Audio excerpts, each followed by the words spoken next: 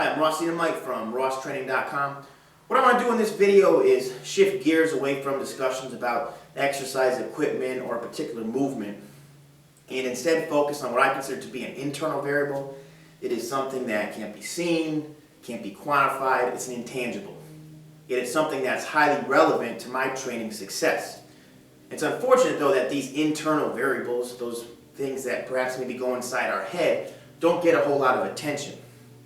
As a trainer, I get asked a lot of questions. The questions are almost always focused on external variables, things that we do or see. For example, I'm asked questions about equipment or exercises or different workouts or routines. How many sets, how many reps, how often can I perform this particular movement? Or questions about supplementation, recovery, nutrition, all things we see or do. It's very rare that I'm asked a question about what goes on inside your head when training. What goes on inside your head in between sets, how you mentally focus on the particular workout or what you're about to do. And the reason that those types of questions aren't asked all that often doesn't come as a surprise. You think about it, you see an athlete on the field perform, or you see someone in the gym lift a massive load or perform an impressive feat. You see what they do. So it's natural you want to ask what they did to be able to do what they do. What exercises did they perform? How did they train? How often did they train? That's the focus of our discussions because that's what we see. We don't see what's going on inside someone's head. And that's unfortunate, as in many ways, what's going on inside our head, in my opinion, is as relevant to anything that's done externally. If your mind's not right, you can't expect your body to perform up to its potential. So within this particular video, what I'd like to discuss is focus. When I say focus, I'm not referring to being focused on a particular goal or objective.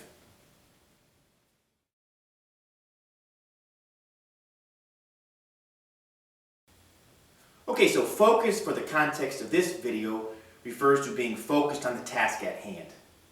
And as I say that, it may come across as common sense. You would assume you go to the gym, aren't you going to be focused on the task at hand? But based on my observations, that's not always the case. There's a lot of distractions in many gyms. For example, you perform a set, you rest in between sets, and you strike up a conversation with someone next to you. So suddenly you went from exerting yourself physically, now you're talking about what you did last night, what's going on this weekend, who won the game, what the weather looks like. Oh, 3 minutes are up, let me get back to my next set. So it's partial focus on your exercise, followed by distraction. And that cycle continues throughout your workout. Or another example would be, you perform an exercise, in between sets, now you sit down, you pull out your smartphone. Let's see what's going on Facebook or Twitter, or see who sent me a text or an email, or take a moment to respond to one of those messages. Time's up, oh, let me get back to my next set. So again, partial focus, distraction, partial focus, distraction. Now training with that mentality and that mindset may work well for general health and fitness. But if you want to separate yourself from the norm, perform feats that are unusual, things that aren't typically performed by the average gym goer, you're not going to be able to train with that mentality. Doing so will always compromise your results. To truly maximize your time in the gym, you need laser-like focus, where you tune out the rest of the world. When I'm training, the last thing that I want to be doing is conversating with you about what you did last night or what's going on this weekend. Or the last thing I want to do is be looking at a phone to see what's going on Facebook. I don't bring my phone into the gym when I train. No one gets a hold of me when I'm training. The people that really need to, if there was an absolute emergency, can. Other than that, I don't want to be bothered. I'll be a normal person when I'm done training. Later in the day, I may be outside playing with my kids, just a normal father. But when I'm training, when I'm in the gym, normal is an insult to me. That's the last thing that I want to be. Normal to me is boring. It takes no effort to show up to the gym and just be normal. I would rather be considered crazy. I'd rather look crazy and do crazy things.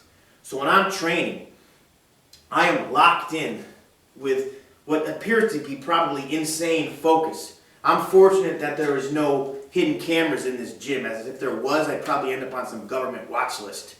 Because when I'm training in between sets, I'm pacing back and forth. I might yell, grunt, kick something, sing along with some heavy metal with some obscene lyrics. I don't know what I'm even doing. I'm outside of my mind at times. I don't look normal, and I don't want to be normal.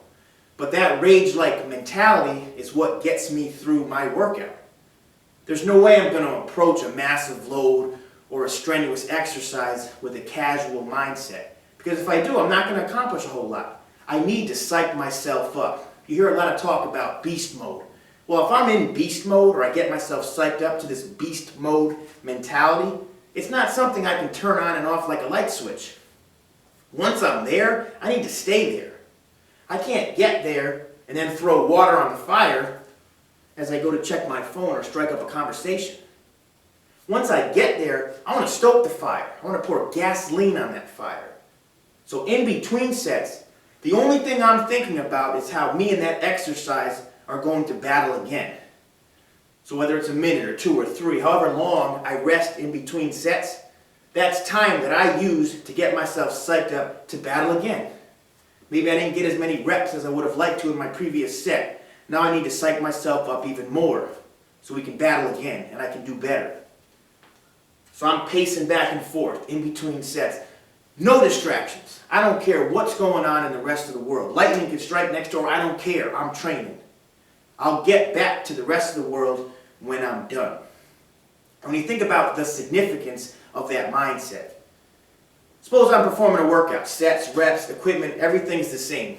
I'm going to repeat that same workout twice. Well, if I perform that workout today with no distractions versus performing that same workout, everything the same on paper, with someone talking in my ear in between sets, or me taking out my smartphone in between sets, I can guarantee you I'll get more out of the session where I'm free from distractions. So on paper, everything's the same. Same number of sets, reps, same exercises. It's all identical. But it's this intangible, this internal variable. It's my mindset, what's going on in here, that makes all the difference in the world. I will get so much more out of that session where I am locked in with a rage-like mentality.